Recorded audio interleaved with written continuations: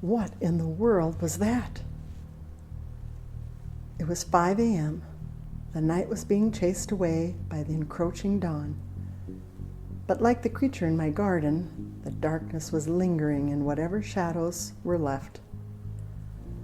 Large ears, a pointy face, a low-to-the-ground stance, something dragging a bushy tail behind.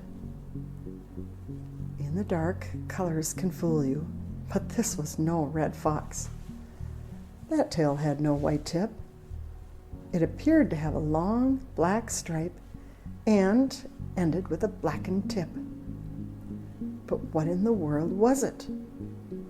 Running through every possible fur-bearing mammal in a Wisconsin woods, and having ruled out coyote very easily, I had not prepared to come up with the elusive gray fox. Oh my! Our region's deciduous woods are home to two members of the fox family, the red fox and the gray fox. Who would think of the gray when one has only seen the red? While they are similar in size and generally like the same habitat, the gray is only one of two relatives of the dog that can climb trees and thumb their nose at their grounded cousins. This adaptation increases its chances of survival, but also gives it a more extensive larder. I know now why there is such an animal in my woods. They prefer woodland edges along open fields. Check and check. An oak forest with a few black maples sprinkled in that gives way to this small field? Perfect. Nut trees bring squirrels, and squirrels are a favorite of the fox. But who else loves the cover of the wood?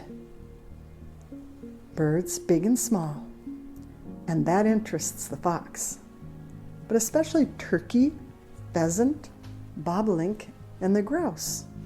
Why? Fox love eggs, and all these birds lay their eggs on the ground. Well, they love the bird too, but eggs are an easier pickings. The field adjacent to the woods provides a habitat for an abundance of bunnies, and the fox loves the bunny too. Well, and scurrying mice. So you see, the gray fox has the best of both worlds on my property with all the meals it prefers. They are great hunters. Their ears allow them to locate a rustling prey within 1 degree of its commotion, and they can hear from 150 feet away. But sometimes meat runs out. Well, being omnivores, there are other things in the fox's larder: nuts, berries, and even the apples planted to attract deer. Fox prefer to raise their kit in the woods where there is better cover. And while their mixed coat of black, gray, chestnut brown, and white give it good camouflage, it doesn't do so perfectly. So the gray fox digs holes in the ground for their dens, since their major predators, owls, red-tailed hawks, and eagles, cannot burrow into ground. These reflections about the balance of nature and on the predators of the sky and the predators of the forest put Jesus' words in an interesting light. Foxes have holes, and birds of the air have nests, but the Son of Man has no place to lay his head. From Matthew 8. The birds are safe from even the climbing fox high in their nests above, and the fox making nests deep in the ground are safe from their predators of the air.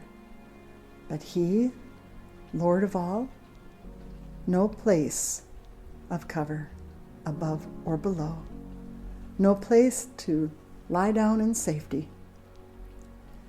He emptied himself, taking our likeness, placing himself as servant below, even the fox and the birds.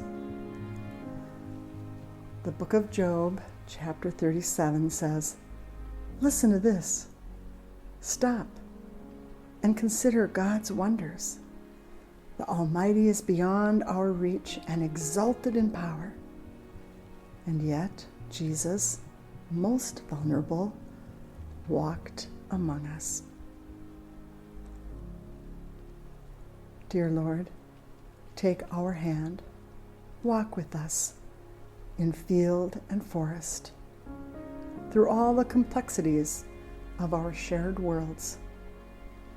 Teach us to stop and consider your wonders, you who are no longer beyond our reach. Amen.